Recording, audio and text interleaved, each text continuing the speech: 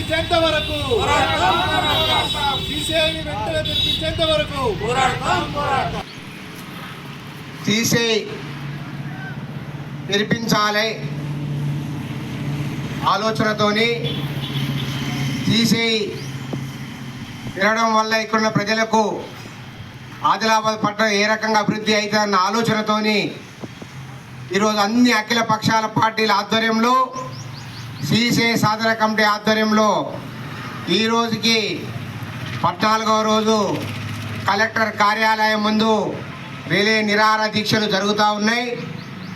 ఈరోజు ఢిల్లీలోనేమో పార్లమెంటు సమావేశాలు జరుగుతూ ఉన్నాయి.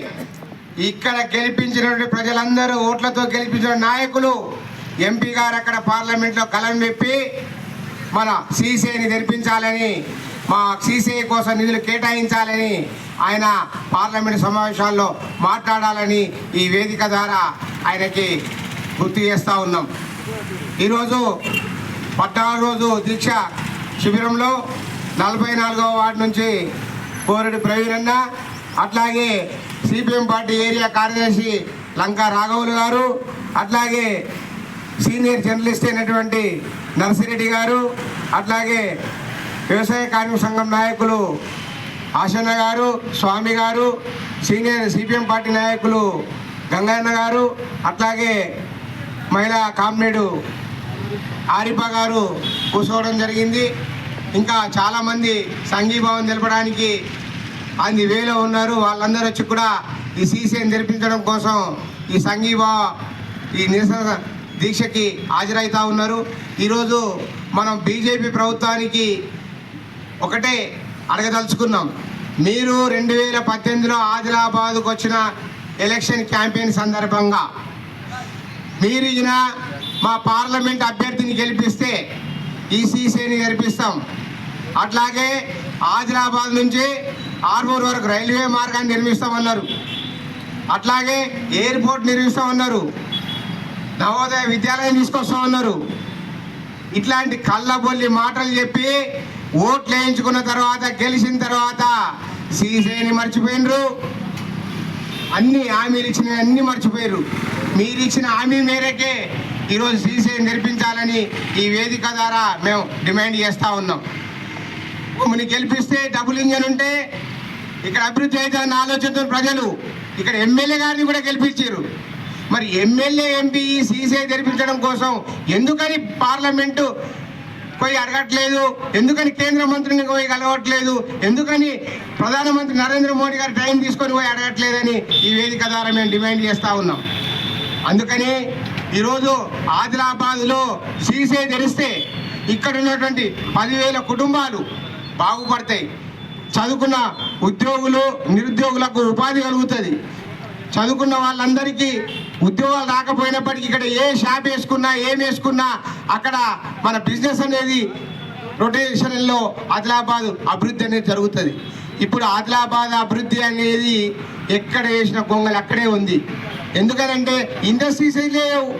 ఆదిలాబాద్లో ఒక ఇండస్ట్రీ ఉన్నటువంటి సీసీఐని మూసేసిండ్రు, ఉన్న స్పిన్నింగ్ మిల్ని మూసేసిండ్రు. మరి చదువుకున్న వాళ్ళు నిరుద్యోగులందరూ ఏం చేయాలి? మరి ఇక్కడ ఏం చేసుకొని బతకాలి? 2,000 కోట్లు కేంద్ర ప్రభుత్వం దగ్గర లేవు. ఆదిలాబాద్ని ఇంత గిరిజన ప్రాంతము, వెనుకబడ్డ ప్రాంతము, ఆదిలాబాద్కు 2,000 కోట్లు కేటాయిస్తే ఉన్నటువంటి సీసీఐని ఓపెన్ చేయమంటారు. కొత్తగా అడగట్లేదు మేము. అక్కడ స్థలాలు ఉన్నాయి. ఆ రోజుల్లో 3,000 ఎకరాలకి అక్కడ ఉన్నటువంటి మన రైతులు అప్పచెప్పిర్రు. 100 ఏళ్లకు సరిపోయేటువంటి ముడి సరుకు ఉన్నది, రవాణా మార్గం ఉన్నది, రైల్వే మార్గం ఉన్నది. ఇన్ని ఉన్నప్పటికీ మన సిమెంట్ డిమాండ్ కూడా ఉన్నది. అయినప్పటికీ ఆదిలాబాద్లో గెలిచినటువంటి ఎంపీ గారు, ఎమ్మెల్యే గారు బీజేపీ ప్రభుత్వం ఉన్నప్పటికీ అక్కడ వాళ్ళు అడగలేక, వాళ్ళని తీసుకెళ్ళలేక ఈ సీసీఐని నిర్మించాలన్న ఆలోచన వాళ్ళకు మాత్రం లేదు. ఇక్కడ ప్రజలు ఈ రకంగానే ఉండాలని కోరుకుంటున్నారు. అందుకని మనమంతా ఈ బీజేపీ నాయకులు చేస్తున్నటువంటి కపట నాటకాల్ని మన ప్రజలలోకి తీసుకెళ్ళాలి. ప్రజలలో మన చైతన్యం తీసుకొచ్చి ఈ సీసీఐ తెరిపించేంత వరకు పోరాడదాం. ఈ వేదిక ద్వారా ఉన్నటువంటి నాయకులందరూ కూడా సీసీఐ తెరిపించేంత వరకు పోరాడాలని తపన పూనినాం. ఈరోజు ఢిల్లీకి వెళ్ళి జంతర్ మంతర్ దగ్గర కూడా మన సీసీఐ సాధన కమిటీ ఆధ్వర్యంలో అక్కడ పెద్ద ఎత్తున పోవడం అనేది జరిగింది. ఈరోజు ప్రధానమంత్రిని అట్లాగే ఇండస్ట్రీ మంత్రిని కలిసి మా సీసీఐ ఆదిలాబాద్ తెరిపించాలని మా ప్రతినిధి బృందం పోయి అక్కడ అడగదలుచుకో ఉన్నారు. ఈరోజు రూలింగ్ గవర్నమెంట్ ఉన్న మన జోగు రామన్న గారు కూడా 2018 నుంచి 2020 వరకు ఎన్నో పోరాటాలు చేశారు, 23 వరకు. మరి ప్రతిపక్షంలో ఉన్నప్పుడు పోరాటం చేశాం, రూలింగ్ గవర్నమెంట్లో ఉన్నప్పుడు పోరాటం చేశాం. రూలింగ్ గవర్నమెంట్ ఉన్నప్పుడు ఒకటే మా కేటీఆర్ గారి ద్వారా పరిశ్రమల ఇండస్ట్రీ మినిస్టర్గా సెంట్రల్ మినిస్టర్ దగ్గరికి వెళ్ళి అడగడం జరిగింది. మీతో చేత కాకుంటే మా రాష్ట్రానికి అప్పచెప్పండి, మా ప్రభుత్వానికి అప్పచెప్పండి, మేము నడుపుతాం అనేది బీఆర్ఎస్ ప్రభుత్వం కేటీఆర్ గారు చెప్పడం జరిగింది మన రమణ సార్ గారి సహాయ సహకారాలతో. ఈరోజు ప్రతిపక్షంగా ఉన్నప్పటికీ ఈ ప్రాంతంలో అభివృద్ధి జరగాలి, చదువుకున్న వాళ్లకు ఉద్యోగాలు రావాలి, సీసీఐ తెరిపించాలని ఈరోజు కూడా మలిదశ ఉద్యమంలో జోగు రామన్న గారు ముందుండి పోరాటం చేయడం జరుగుతుంది. ఈరోజు ఆయన అధికారంలో ఉన్నా అధికారం లేకపోయినా ఆదిలాబాద్ అభివృద్ధి ధ్యేయంగా, ఆదిలాబాద్ యువకులకు ఉద్యోగాలే రావడం కోసం ధ్యేయంగా పనిచేస్తూ ఉన్నారు. ఈరోజు ఏం చేశారని అడుగుతారు. ఈరోజు ఆయన అధికారులు ఉన్నప్పుడు ఐజీ టవర్ తీసుకొచ్చారు, 500 మంది అక్కడ నిరుద్యోగులు పనిచేస్తున్న చదువుకున్న వాళ్ళు. ఈరోజు అగ్రికల్చర్ సంబంధించినటువంటి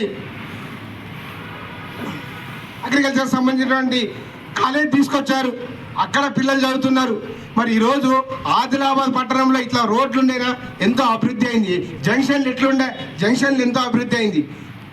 కోటశనక బ్యారేజ్ తీసుకొచ్చారు, కోటశనక బ్యారేజ్ నడుస్తుంది. ఉన్న మిగిలిన నిధుల్ని ఈ ప్రభుత్వం కేటాయించక ఈరోజు మంచి పేరు ఏడా జోగు రామన్నకు వస్తుందన్న ఉద్దేశంతో నిధులు కేటాయించడం లేదు. ఈ బడ్జెట్లో కూడా మనం చూసాం ఏం నిధులు కేటాయించారు. అందుకని మన జోగు రామన్న గారు ఆదిలాబాద్ అభివృద్ధి ప్రదాత, అభివృద్ధి ధ్యేయంగా పనిచేస్తున్నారు. ఇక్కడ ప్రతిపక్షాలందరూ కూడా జోగు రామన్న గారు చేసే పోరాటానికి సంపూర్ణ మద్దతు తెలుపుతున్నారు. దీనికి ధన్యవాదాలు తెలియజేస్తూ సీసీఐ సాధన కమిటీ పిలిపించినా, ఏ పోరాటానికి పిలిపించినా మా పద్మశాలి కుల సంఘంగా అలాగే బీఆర్ఎస్ బీసీ సంఘాలుగా మా పార్టీ ఆధ్వర్యంలో పెద్ద ఎత్తున పోరాటాలు చేయడానికి ముందుంటుందని తెలియజేస్తూ ఈ అవకాశం ఇచ్చినటువంటి సాధన కమిటీ నాయకులందరికీ కృతజ్ఞత తెలియజేస్తూ ముగిస్తా ఉన్నాను. ఈ సందర్భంగా మన పోరెడ్డి ప్రవీణన్న గారు మాట్లాడవలసిందిగా కోరుతున్నాను. ఉండడం చాలా అన్యాయమైన దాంతో ఈరోజు చెప్పడం జరుగుతుంది. మరి ఒక్కసారైనా ఇక్కడ ఉన్నటువంటి ఎంపీ నాగేష్ గారు పార్లమెంటులో ఇంతవరకు కూడా ఒక్క మాట కూడా చెప్పకపోవడం, డిమాండ్ చేయకపోవడం చాలా అన్యాయమైన దాంతో ఈరోజు మరి నాగేష్ ఎంపీ గారికి మేము చెప్పడం జరుగుతూ ఉంది. మరి ఎంపీ గారు నాగేష్ గారు ఈరోజు 2 సార్లు అధికారంలోకి రావడం జరిగింది. వెంటనే కళ్ళు తెరిచి ఇప్పటికైనా కానీ పార్లమెంటులో నాగేష్ గారు మీకు చెప్పడం జరుగుతుంది, పార్లమెంటులో మీ గొంతు వినిపించాలి. అదేవిధంగా ఇక్కడ ఉన్నటువంటి సిమెంట్ ఫ్యాక్టరీని వెంటనే తెలిపించాలనే దాంతో అక్కడ ఉన్నటువంటి ఢిల్లీలో మీ ఏదైతే హోదాను నడిపించుకోవాలని దాంతో ఈరోజు చెప్పడం జరుగుతూ ఉంది. మరి అదేవిధంగా మొన్ననే మరి ఎంపీ ఎలక్షన్లు కావడం జరిగింది. మరి 10 సంవత్సరాలు ఉన్నటువంటి నరేంద్ర మోడీ మన ఆదిలాబాద్ కూడా రావడం జరిగింది. నేను అడుగుతూ ఉన్నాను, నరేంద్ర మోడీ ప్రధానమంత్రి గారికి మరి ఇక్కడ ఉన్నటువంటి సిమెంట్ ఫ్యాక్టరీ మూతపడ్డది మరి అనే దాంతో కళ్ళు చూడలేదా, ఆ గుర్తుకు రాలేదా అనే దాంతో మేము చెప్పడం జరుగుతుంది. ఈ రోజు అక్కడ ఉన్నట్టు సిమెంట్ ఫ్యాక్టరీలో ఉన్నట్టు కార్మికుల ఓట్లు దండుకొని మరి 10 సంవత్సరాలు ఓట్లు దండుకొని ఈరోజు వాళ్ళని చూడకపోవడం ఎంత అన్యాయమైన దాంతో ఈరోజు మేము నరేంద్ర మోడీ మరి ప్రభుత్వాన్ని, కేంద్ర ప్రభుత్వాన్ని మేము డిమాండ్ చేయడం జరుగుతూ ఉంది. ఇక్కడ ఉన్నట్టు నేను చెప్తా ఉన్నాను, అక్కడ సిమెంట్ ఫ్యాక్టరీలో నేను కూడా పనిచేశాను, మెకానిక్గా పనిచేశాను. అక్కడ ఎన్నో అక్కడ ఉన్నటువంటి కేసర్ కానీ, రామ్ మిల్ కానీ, సిమెంట్ ఫ్యాక్టరీ కానీ అక్కడ ఉన్నటువంటి చెత్తని అమ్మివేయడానికి ఈరోజు ప్రభుత్వాలు, ఇక్కడ అధికారులు కూడా కుట్ర పన్నడం చాలా అన్యాయమైన దాంతో ఈరోజు మేము చెప్పడం జరుగుతూ ఉంది. ఇక్కడ ఉన్నటువంటి కేంద్ర ప్రభుత్వం డిమాండ్ చేస్తూ ఉన్నాం, ఇక్కడ ఉన్నటువంటి అఖిలపక్షం నాయకులు ఇక్కడ ఉన్న టెంట్లో నిరాహార దీక్షలు కొనసాగిస్తున్నాం. అదే మరి కేంద్ర ప్రభుత్వం కళ్ళు తెరిచి వెంటనే ఈ సీసీని తెరిపించాలని దాంతో చెప్పడం జరుగుతుంది. మరి అదేవిధంగా ఇక్కడ ఉన్నటువంటి ఆదిలాబాద్లో ఉన్నటువంటి నాయకత్వం అఖిలపక్ష నాయకులు ఈరోజు మరి ఢిల్లీకి వస్తూ ఉన్నాం. ఢిల్లీలో మా గొంతు వినిపిస్తాం. అక్కడ కూడా అధికారులు ఇక్కడ ఉన్నటువంటి కార్మిక నాయకులను గుర్తించి వెంటనే మరి సిమెంట్ ఫ్యాక్టరీని తెరిపించాలని మేము డిమాండ్ చేయడం జరుగుతూ ఉంది. మరి అదేవిధంగా లేని ఏడల సిమెంట్ ఫ్యాక్టరీని తెప్పించకపోతే ఇక్కడ ఉన్నటువంటి అఖిలపక్ష నాయకులు పెద్ద ఎత్తున ఆందోళనకరంగా రాస్తారోకోలు కూడా చేయడానికి సిద్ధంగా ఉన్నామనే దాంతో ఈరోజు కేంద్ర ప్రభుత్వాన్ని ప్రధానమంత్రి నరేంద్ర మోడీని మరి మేము డిమాండ్ చేయడం జరుగుతూ ఉంది. ఈ అవకాశం ఇచ్చినటువంటి దీక్షలో ఉన్నటువంటి అందరి నాయకులకు నా యొక్క నమస్కారం తెలియజేసి నిరాహార దీక్షలు జరుగుతున్న సందర్భంలో మేమందరం అఖిలపక్షంగా అందరం కలిసి ఈ నిరాహార దీక్షలు ప్రారంభించాము. సిఐ తెరిచేంత వరకు ఈ ఉద్యమం ఆగనివ్వం కూడా. ఎట్టి పరిస్థితుల్లో సిసిఐ ఫ్యాక్టరీ మీరు అదంతా అమ్ముకొని కొత్తది కట్టిస్తారా, మరి దాన్నే రిపేర్ చేసి కొత్తగా ప్రారంభిస్తారా మాకు తెలియదు. కానీ మాకు ఎట్టి పరిస్థితుల్లో ఆదిలాబాద్ ప్రజలకు సిసిఐ ఫ్యాక్టరీ కావాలని నేను కోరుకుంటున్నాను. ఈ సాధన కమిటీ రిలే నిరాహార దీక్షలు 14 రోజులు జరుగుతున్నా కానీ ఈ ప్రభుత్వానికి కేంద్ర ప్రభుత్వానికి చీమ కుట్టినట్టుగా రావడం లేదు. ఎందుకంటే రావడం లేదు కాబట్టి ఈరోజు ఢిల్లీలో కూడా రేపు జరగబోయే 2వ తారీఖున జరగబోయే జంతర్ మంతర్ పార్కు దగ్గర రేపు ధర్నా ఉంటుంది. అది ఈనకపోతే ఇంకా మున్ముందు చాలా తీవ్రమైన పోరాటాలకు ఈ సిసిఐ సాధన కమిటీ పూనుకుంటుందని, దానికి బాధ్యత కేంద్ర ప్రభుత్వమేనని మేము ఈ సందర్భంగా తెలియజేస్తున్నాం. అట్లాగే మన ఆదిలాబాద్ జిల్లాకు ఎలక్షన్లప్పుడు వచ్చినప్పుడు కేంద్ర మంత్రి ఏకంగా వారి నోటితోనే మేము మా అభ్యర్థుల్ని గెలిపిస్తే మేము ఇక్కడ సిసిఐ ఫ్యాక్టరీని పునఃప్రారంభిస్తామని చెప్పడం జరిగింది. ఆ చెప్పడంతోనే ఆశతోని ఆదిలాబాద్ పబ్లిక్ అంతా మొత్తానికి మన పాయల్ శంకర్ గారు అట్లనే గిడం నాగేష్ గారు బీజేపీ అభ్యర్థుల్ని విజయం సాధించి ఢిల్లీకి పంపితే, అయ్యా మీరు మా ప్రజా ఓట్లతో గెలిచారా లేకపోతే మోడీ వచ్చి ఇక్కడ ఓట్లు వేశారా, అది ఆలోచించుకోవాల్సిన అవసరం ఉన్నది. గౌరవనీయులు ఎమ్మెల్యే గారు అట్లానే ఎంపీ గారు సుగా అది ఆలోచించుకొని ఇక్కడ ప్రజల ఆ బాధను అక్కడ విన్నవించాలి. కానీ వాళ్ళు హాయిగా మంచిగా కునుకుతూ జీవిస్తున్నారు తప్ప మన ప్రజల బతుకుల గురించి పట్టించుకోవడం లేదు. కానీ ఇక ముందు ఉన్నది మీకు ముసరా పండుగ. ఈసారి పట్టించుకోకపోతే ముందు వచ్చేటప్పుడు అప్పుడు మా గ్రామాలలోకి రానివ్వకుండా చేస్తామని కూడా విన్నవించడం జరుగుతుంది. ఇదాటి చాలా పెద్దలు మాట్లాడాలి. ఇది నా విన్నపం. ఇది మన వ్యవసాయకాల సంఘం ఎప్పుడు మీకు ఎల్లవేళలా ఈ సిసిఐ సాధన కమిటీ సాధించే పోరాటం జరిగేంత వరకు అండదండలు పూర్తి అండదండలతో మీకు ఉంటామని తెలియజేస్తూ ఈ అవకాశం ఇచ్చినామండి. 82లో చాలైంది సిమెంట్ ఫ్యాక్టరీ. దాంట్లో కార్మికులుగా చాలామంది పనిచేశారు.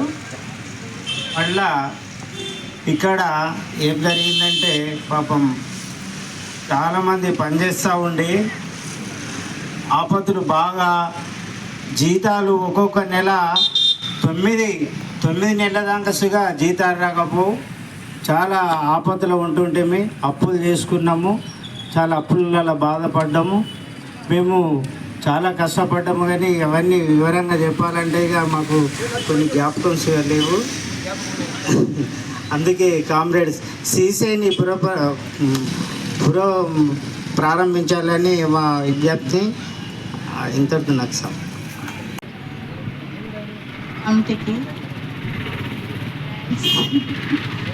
ఎందుకంటే చాలా చాలా పోరాటాలు చేస్తున్నాము. ఈ ప్రభుత్వానికి సీమ గుట్టినట్టు కూడా అనిపించట్లేదు. ఎక్కడెక్కడ చేసినా కూడా వాళ్ళకి కొంచెం కూడా గద్దెక్కడం తప్ప ఇంకా ఏముండదు. వాళ్ళకి ఓట్లు అడగడానికి మాత్రం వచ్చేటోళ్ళు మళ్ళీ ఓట్లు అడిగినాక వేసినాక గెలిచినాక మళ్ళా ఏదో ఒకటి చెప్పి గెలుస్తారు, పక్కకు తొలగిస్తారు. ఇదే ఈరోజు ఆదిలాబాదు పట్టణంలో సిసిఐ సాధన కమిటీ ఆధ్వర్యంలో నేటికి 14 రోజులు కావడం జరిగింది నిరాహార దీక్ష. అదేవిధంగా ఈ నిరాహార దీక్షకు సిసిఐ సాధన కమిటీ సంబంధించి అనేక రంగాలకు సంబంధించినటువంటి వాళ్ళందరూ మద్దతు పలుకుతూ నేటికి 14 రోజులు కావడం జరిగింది. వివిధ రాజకీయ పార్టీలు కానీ, కార్మిక సంఘాలు కానీ, రైతులు, ఆ తర్వాత యువకులు, మహిళలు, విద్యార్థులు అందరూ అధిక సంఖ్యలో పాల్గొని ఈ కార్యక్రమాన్ని విజయవంతం చేయడం జరుగుతూ ఉన్నది. ముఖ్యంగా ఏదైతే బీజేపీ ప్రభుత్వం గతంలో ఎమ్మెల్యే ఎలక్షన్లు కానీ, ఎంపీ ఎలక్షన్లలో ప్రధాన ఆయుధంగా ఆదిలాబాద్ జిల్లాలో సిసిఐ తెరిపిస్తామని చెప్పి ఆ ఆయుధాన్ని పెట్టుకొని మాటలు చెప్పి మమ్మల్ని గెలిపిస్తే సిసిఐ తెరిపిస్తామని చెప్పి కేంద్ర మంత్రులు కానీ, తర్వాత ఇక్కడున్న అమిత్ షా, ఆ తర్వాత మన ఆదిలాబాద్ ఉన్నటువంటి ఎంపీ గొడవ నాగేష్ గారు, ఆదిలాబాద్ మన శాసనసభ్యులు పాయల్ శంకర్ గారు మమ్మల్ని మీరు గెలిపిస్తే మేము సిసిఐ తెరిపిస్తామని చెప్పి అనేక మాయమాటలు చెప్పి అలా వాళ్ళు దాక్కునే పరిస్థితి కనబడుతూ ఉన్న ఆదిలాబాద్లో. ముఖ్యంగా వారికి సిసిఐ మీద చిత్తశుద్ధి ఉంటే వెంటనే ఆదిలాబాద్ నియోజకవర్గ ఎమ్మెల్యే, ఎంపీ వాళ్ళిద్దరు రాజీనామా చేయాలని చెప్పేసి మేము కోరుతూ ఉన్నాం. లేకపోతే మీరు గట్టిగా, మీ ప్రభుత్వం కేంద్రంలో ఉంది, అక్కడ పోయి మీరు గట్టిగా ఫైట్ చేసి ఈ సిసిఐని తెరిపించాలని చెప్పి కోరుతూ ఉన్నాం. అదేవిధంగా ఇక్కడ మన ఆదిలాబాదు సిసిఐ సాధన కమిటీ ఆధ్వర్యంలో ఢిల్లీ కార్యక్రమం చేపట్టడం జరిగింది. ఢిల్లీకి ఇక్కడ ప్రతినిధి బృందం కూడా వెళ్ళడం అనేది జరిగింది. ముఖ్యంగా దీనికి మన ఆదిలాబాదు మాజీ మంత్రివర్యులు జోగురామన్న గారు కూడా పూర్తి మద్దతు పలుకుతూ వారు కూడా ఢిల్లీకి వెళ్ళడం జరుగుతూ ఉన్నది. కాబట్టి ఆదిలాబాద్ ప్రజలారా మీరు అందరూ ఆలోచించాలి. గతంలో ఏదైతే మాయమాటలు చెప్పినటువంటి ప్రభుత్వాలు అధికారంలోకి వచ్చినాయి కాబట్టి మీరు అందరూ ఆలోచించాలి. మనం అంతా నడుం కట్టాలి. ఆదిలాబాద్లో ఉన్నటువంటి తలన్మానకు ఉన్నటువంటి సిసిఐ ఫ్యాక్టరీని తెరిపించుకోవాల్సిన బాధ్యత మన అందరిపైన ఉందని చెప్పి తెలియజేస్తూ ఉన్నాం. సిసిఐ సాధించేంత వరకు, సిసిఐ సాధించేంత వరకు సిసిఐ సాధన కమిటీ వర్ధిల్లాలి. సిసిఐ సాధన కమిటీ వర్ధిల్లాలి. సిసిఐ సాధన కమిటీ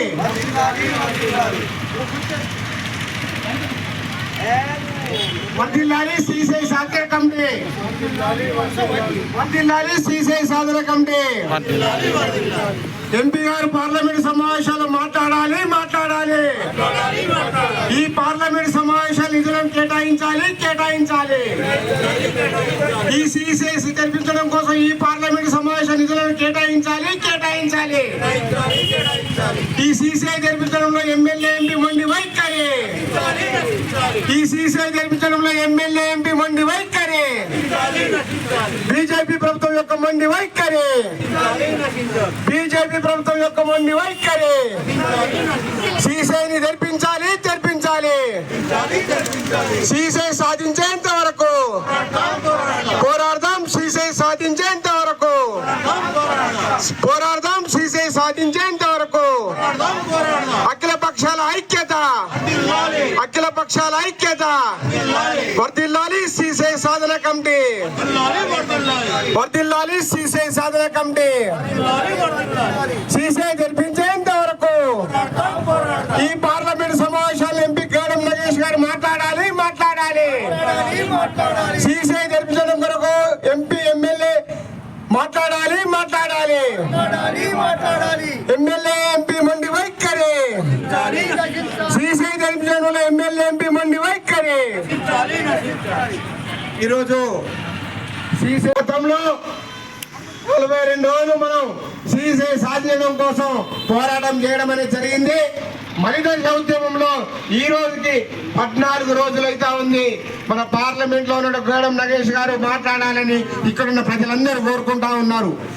గతంలో ఇక్కడ మన అమిత్ షా గారు హోమ్ మినిస్టర్ ఇక్కడ వచ్చిన సందర్భంగా సీసీఐ జరిపిస్తాం, మాకున్నటువంటి ఎంపీని గెలిపించండి, మేము సీసీఐ గెలిపిస్తామని చెప్పడం జరిగింది. రైల్వే మార్గాన్ని ఇస్తామని చెప్పడం జరిగింది. అందుకని మీరిచ్చిన హామీని ఈరోజు మేము అడుగుతా ఉన్నాం. ఇక్కడ ప్రజల ఓట్లతో గెలిపించుకొని కట్టెనెక్కినటువంటి బీజేపీ ప్రభుత్వం ఎందుకని ఆదిలాబాద్ పట్ల చిన్న చూపు చూపుతా ఉంది? ఎందుకని మా గిరిజన ప్రాంతం పట్ల చిన్న చూపుతా ఉన్నారు? అందుకని ఈ సందర్భంగా మేము పార్లమెంట్లో ఈ నిధులను కేటాయించాలని, మా గేడం నగేష్ గారు ఎంపీ గారు అక్కడ పార్లమెంట్లో మాట్లాడాలని, ఇక్కడ ఎమ్మెల్యే ఎంపీ గెలిపిస్తే ఇక్కడ మీకు సీసీఎం జరిపిస్తాం, రైల్వే మార్గాన్ని తెప్పిస్తామని రెండూ కూడా ప్రజలు మిమ్మల్ని ఎన్నుకోవడం జరిగింది. వారి నమ్మకాన్ని అమ్ము చేయకుండా, ప్రజలని మోసం చేయకుండా మీరు ఇవి సాధించాలని ఈ సందర్భంగా కోరుతా ఉన్నాం. సాధన కమిటీ ఆధ్వర్యంలో ఈరోజు సాధన కమిటీ ఆధ్వర్యంలో కూర్చున్నటువంటి నాయకులందరికీ పేరు పేరున కృతజ్ఞతలు తెలియజేస్తూ ఈరోజు సిపిఎం పార్టీ సీనియర్ నాయకులు అట్లాగే సిపిఎం పార్టీ ఏరియా కార్యదర్శి అయినటువంటి లంకా రాఘవులు గారిని మాట్లాడవలసిందిగా కోరుతా ఉన్నాం. సరే మిత్రులారా, వేదిక మీద ఉన్న మిత్రులు, పెద్దలు,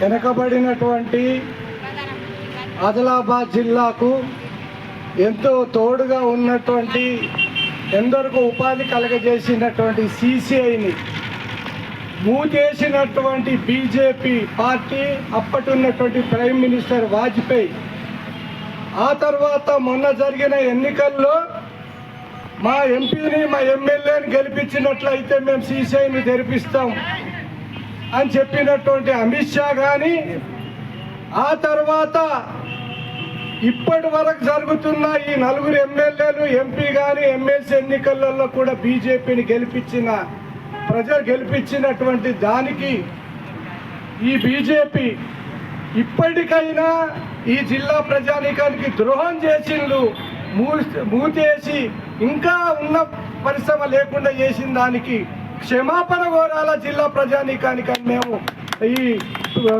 సీసీఐ సాధన కమిటీ తరఫున డిమాండ్ చేస్తున్నాం. అదేవిధంగా ఈ పార్లమెంట్ సభ్యులు నగేష్ కానీ పాయల శంకర్ కానీ ఒకవేళ వారు సీసీఐని ఎంత ప్రారంభించకపోతే, ఓపెన్ చెయ్యకపోతే వారికి నైతిక కూడా హక్కు లేదు, ఆదిలాబాద్ తిరిగేది, ఆదిలాబాద్లో ఉండేది లేదు అనేటువంటిది మేము చెప్పదలుచుకున్నాం. అంత పెద్ద ద్రోహం చేసిన వాళ్ళు బీజేపీ వాళ్ళు. ఈ ఆదిలాబాద్ జిల్లా ప్రజలలో మీరు ఆలోచించండి. వీళ్ళకొక్కటే అర్థమైపోయింది, మనము ఆదిలాబాద్కి ఎంత దోక చేసినా, మోసం చేసినా ఈ బుద్ధు పబ్లిక్ ఉన్నారు, మన రాముణ్ణి, మన హిందువుని, ఈ దేశభక్తి అంటే చాలు వీళ్ళు సచ్చినట్టు మా కోట్లేస్తారు అని అనుకుంటున్నారు.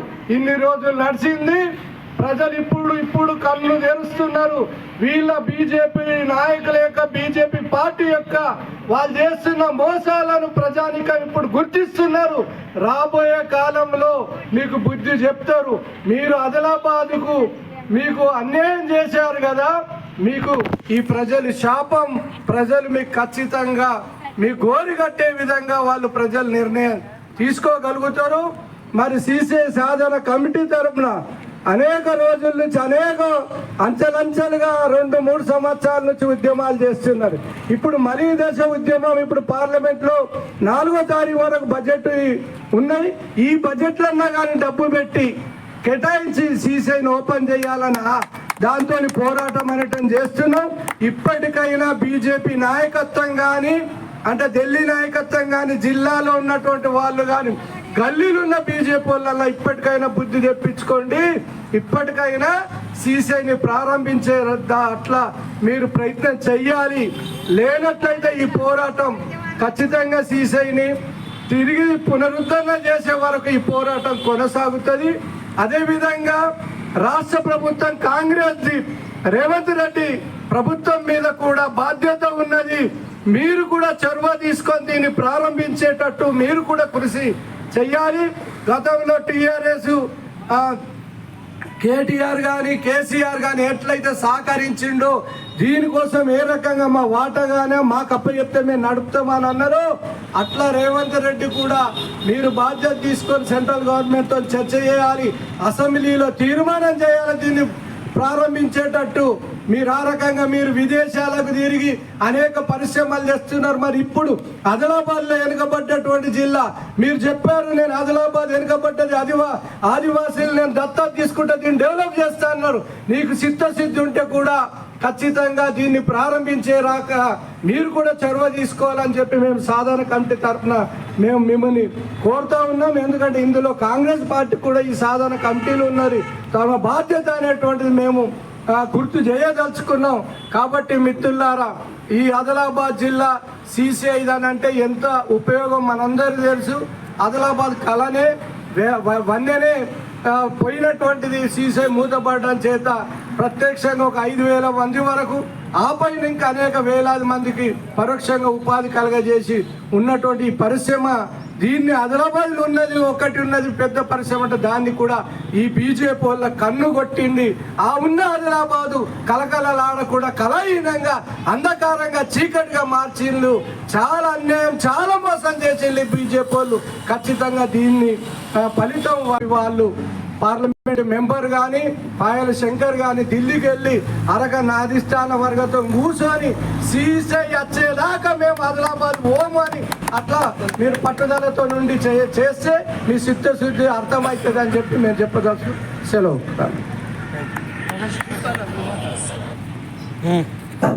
సాధారణ కమిటీ తరఫున పెద్ద ఎత్తున ఢిల్లీకి వెళ్ళడం జరిగింది. రేపు జంతర్ మంతర్ వద్ద ఈ CCIని పునరుద్ధరణ చేయాలని చెప్పి పెద్ద ఎత్తున నిరసన ధర్నా కార్యక్రమం చేపడుతున్నారు. ఆ తర్వాత అపాయింట్మెంట్ తీసుకున్నారు పరిశ్రమల మంత్రి, ఆ తర్వాత ప్రైమ్ మినిస్టర్ని కూడా కలవడం అనేటువంటి జరుగుతున్నది. అఖిలపక్ష ఈ CCI సాధన కమిటీ జరుగుతున్నది. ఆ రకంగా ఏంటంటే ఆశిస్తాం బీజేపీ వాళ్ళకి ఏమాత్రం కూడా బుద్ధి జ్ఞానం ఉన్నట్లయితే రేపటి జంతర్ మంతర్ జరిగిన నిరసనతో పోరాటాలతో దిగొచ్చి CCIని పునరుద్ధరిస్తారని చెప్పి ఆశిస్తాం.